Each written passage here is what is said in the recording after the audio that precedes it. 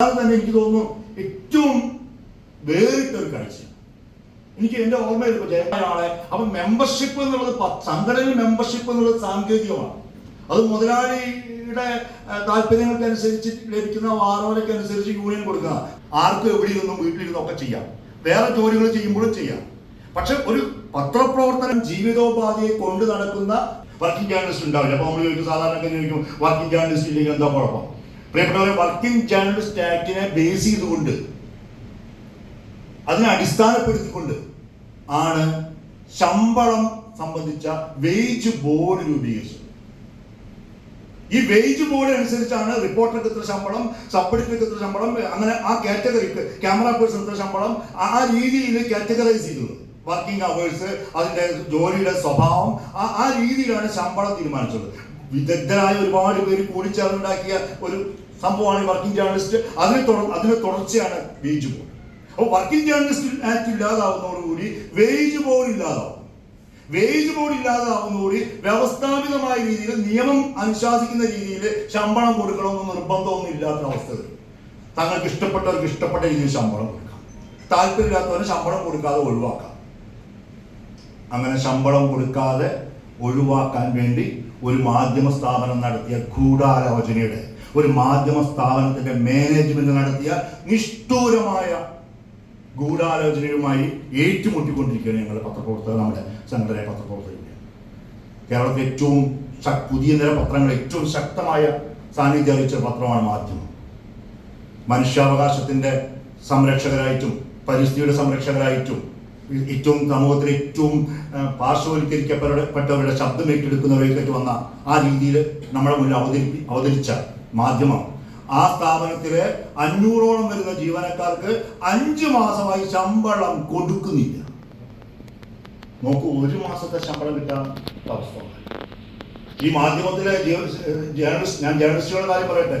മാധ്യമത്തിലെ ജേർണലിസ്റ്റുകൾ എന്ന് പറഞ്ഞാല് പ്രിയപ്പെട്ടവരെ, പലരും സർക്കാർ ജോലി വേണ്ടെന്ന് വെച്ച് പത്രപ്രവർത്തനം ഒരു പാഷനായി കണ്ട് ഈ സ്ഥാപനത്തിന്റെ മാനേജ്മെന്റ് കാണിക്കുന്ന അവർ മുന്നോട്ട് വെച്ച മനുഷ്യാവകാശ മൂല്യങ്ങളും അതുപോലെ തന്നെയുള്ള എന്താ പറയുക സമൂഹത്തിൽ തിന്മകൾക്കെതിരെ സന്ധിയില്ലാത്ത പോരാട്ടം നടത്താനുള്ള ചങ്കുറപ്പ് നിങ്ങൾക്കുണ്ടോ എന്ന് ചോദിച്ച് ഉണ്ടെങ്കിൽ വരൂ എന്ന് പറഞ്ഞ് പ്രോത്സാഹിപ്പിച്ചു കൊണ്ടുവന്ന ആളുകളാ ഇവരെ. നോക്കണേ, അങ്ങനെ കേറിവാടാ മക്കളെ എന്ന് പറഞ്ഞ് വിളിച്ചു കൊണ്ടുവന്ന് 10, 40, 50 കൊല്ലം കാലത്തിന് ശേഷം ഇപ്പൊ നമ്മളിപ്പോ 30 പ്രായം 50 വയസ്സായ ആൾക്ക് ഇപ്പൊ ഈ പോകുന്നതിന് വലിയ രൂപ 50 വയസ്സായില്ല. നമ്മുടെ അച്ഛനും അമ്മയ്ക്കൊക്കെ മരുന്ന് വാങ്ങിക്കൊണ്ട് എന്തെല്ലാം ബാധ്യതകൾ, എന്തെല്ലാം ഉത്തരവാദിത്തങ്ങൾ, ഒരുപാട് പ്രാരാബ്ദങ്ങളുള്ള ഈ സന്ദർഭത്തിൽ മാനേജ്മെന്റ് പറയുന്നു നിങ്ങൾക്ക് ശമ്പളമില്ല. 5 മാസത്തെ ശമ്പളം കിട്ടാൻ മാധ്യമത്തിലെ തൊഴിലാളികൾ ആ സ്ഥാപനത്തിനുള്ളിൽ കുറെ സമരം നടത്തി. ആ സമരത്തെ മാനേജ്മെന്റ് കണ്ടില്ല, അവരതിനെ ഗൗനിച്ചില്ല. അങ്ങനെ ഞങ്ങൾ പത്രപ്രവർത്തക യൂണിയൻ ആ സമരം ഏറ്റു. കഴിഞ്ഞ 1 മാസക്കാലമായിട്ട് സംയുക്ത ട്രേഡ് യൂണിയനുകളുടെ സഹായത്തോടു കൂടി ഞങ്ങൾ സമരം നടത്തി. ഇന്നലെ മന്ത്രി ചർച്ചയ്ക്ക് വിളിച്ചു.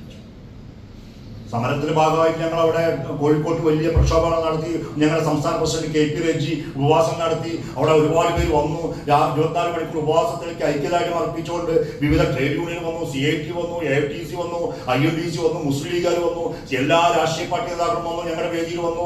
ഈ മാനേജ്മെന്റിനോട് പറഞ്ഞു, നിങ്ങൾ ഇവർക്ക് ശമ്പളം കൊടുക്കാൻ തയ്യാറാവണം, നിങ്ങൾ എന്ത് അനീതിയാണ് കാണിക്കുന്നത്, എന്ത് അധാർമ്മികത കാണിക്കുന്നത്, നിങ്ങൾ ധർമ്മത്തിന്റെ കൂടെ നിൽക്കുന്നവരല്ലേ, നിങ്ങൾ എന്താണ് ചെയ്തുകൊണ്ടിരിക്കുന്നത് എന്ന് മൈക്ക് വെച്ചിട്ട് നന്നായി പറഞ്ഞു.